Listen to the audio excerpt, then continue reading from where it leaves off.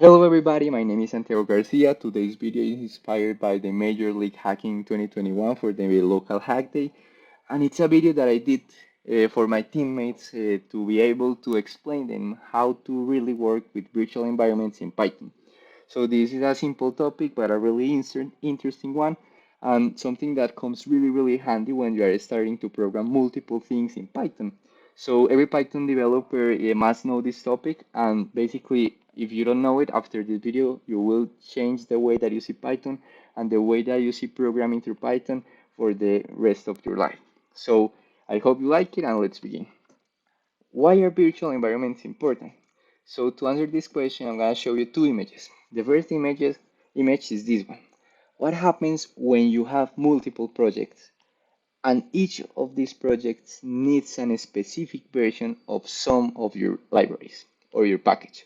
For example, in this image, you can see that here we need Django ancillary 1.8 and 3.3, but here we need Django dependency 1.11 ancillary 4. And this one is Python 2, Django 2 ancillary 4.4. So look, here are different packages installed, but for different versions each. So how would we do that if our pip or the package management system for Python doesn't allow us to have that in a same Python? So basically this would be a mess because this would mean that if virtual environments didn't exist, then we would have to delete all the packages inside and install the specific versions again every time we try to switch the code or program a different thing. So that would be literally a mess, and that would be something really hard to accomplish without virtual environments. So that's why we need a bubble or a way to separate these projects in a specific way.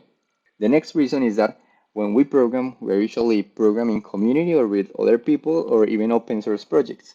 But how does this thing work? It's basically a way of working with people, but you gotta keep in mind that each of these persons or this community must have the same, not only the same Python version, but also the same dependencies. And you don't want to show them all of your dependencies that you have done from the first day that you have programmed in Python. So let's make an example. If you're going to do a web development application, you're going to use maybe Django, Flask, or CherryPy, but also, maybe you have worked with data scientists and you have worked with NumPy and Pandas and Seaborn and Python and other libraries. And when you start working in projects, if you don't split those projects for specific purposes or libraries, then you will end up with a Python full of programs and full of libraries, and you will have literally more than 50 dependencies, and you wouldn't like other people to see that. That would be also a cause of higher memory implications, and you wouldn't be able to show other programmers and other people what are the specific dependencies for your project. So the way to solve this problem is to create virtual environment for each application or project that you are going to be using, especially when you are sharing and working with other people on, or when you are changing your computer, your applications, and you need a way to make it simple to reinstall all of these dependencies.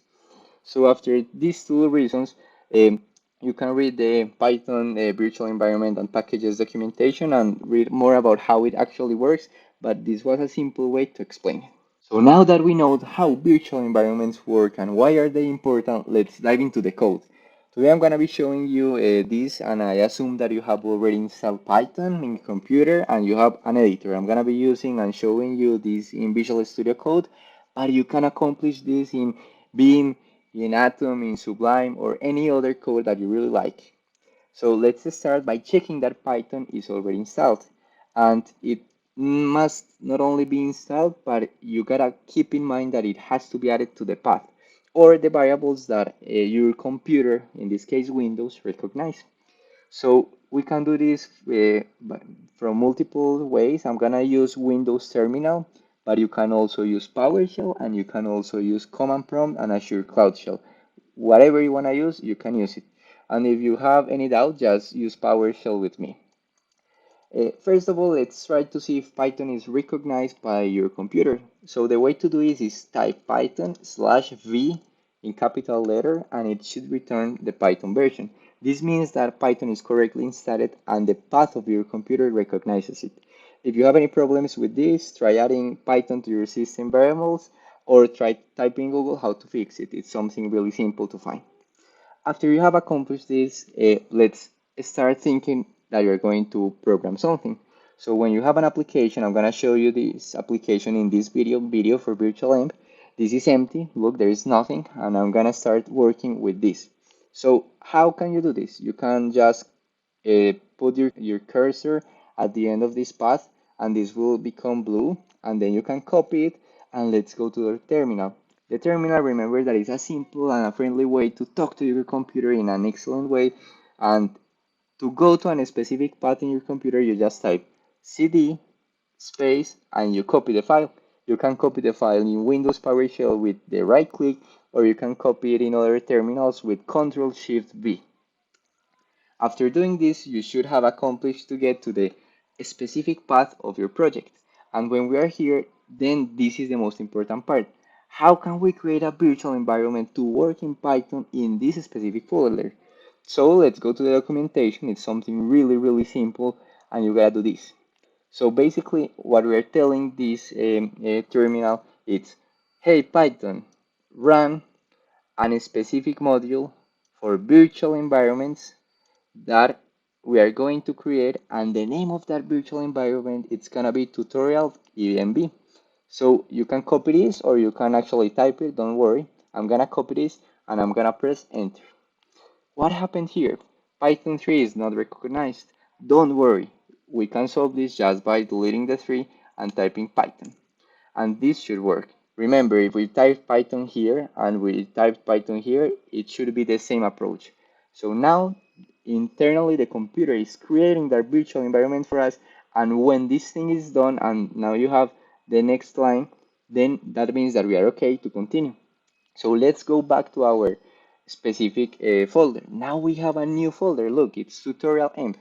And here there is something important that I must tell you. There are two important or two main ways to actually activate or deactivate this virtual environment. I'm gonna show you first of all the terminal way or the terminal approach, and then I'm gonna show you how to do it in Visual Studio Code. So first of all, the terminal approach is we have specifically a virtual environment for the Python version of our computer. But first of all, let's see this. What are the packages that I have currently installed in my computer? Let's type pip list, and we will see via the package management system that I have a lot of dependencies, and I don't want that for my project because my project is a new project, and these are a couple of dependencies that I have in my computer. So what we have to do now is activate our virtual environment.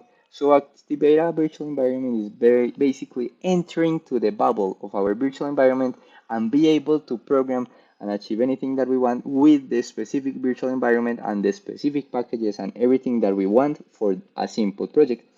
So how do we go to activate this? Basically, we can go into this folder, and at this folder you can see scripts, and here look, there is activate. So we must activate our virtual environment. But remember that as programmers, we must do this from the terminal because it's the way that we talk to the computer. So let's activate it. This may change between Mac and Windows, but for Mac users, I suggest checking the specific path because these scripts usually changes for source. So keep that in mind. So now let's dive into the activation of our virtual environment. So let's clear the screen. Now I'm gonna type tutorial.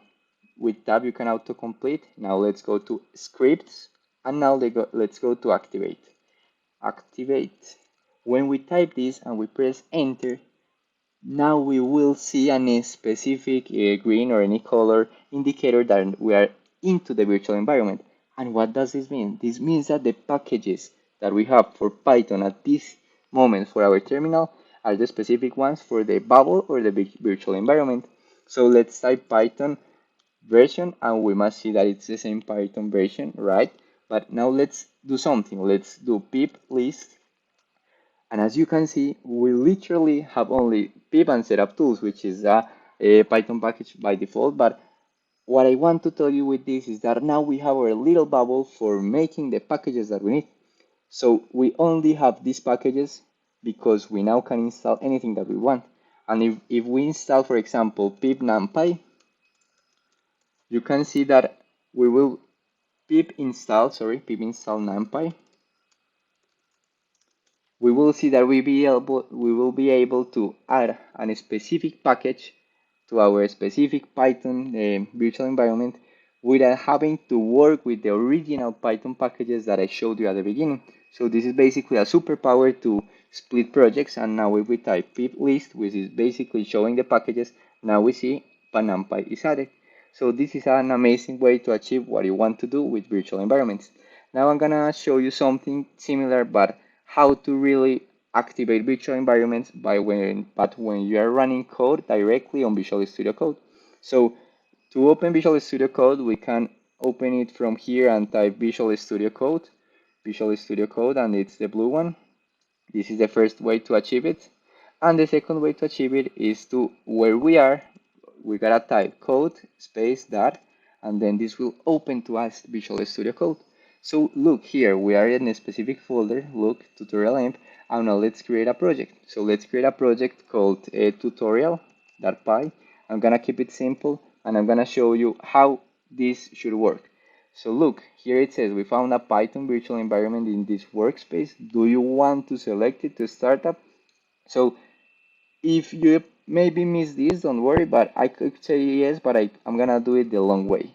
The long way is just select a Python interpreter at the bottom, and we can see the specific Python that I have installed in my computer, but we gotta do enter interpreted path, and I'm gonna find it in the browser, and I'm gonna go to tutorial-env scripts and click Python X.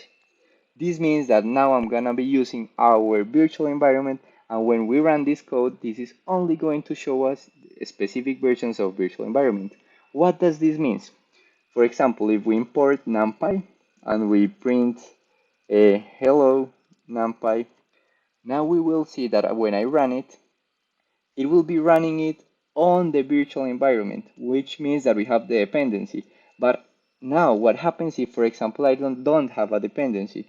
Let's check the dependency. Here the terminal, it's the same as this one. So I'm gonna type it here, and let's say pip list, and let's see what are our packages, and let's try importing something that we don't have. For example, let's try importing pandas, and let's run this code again.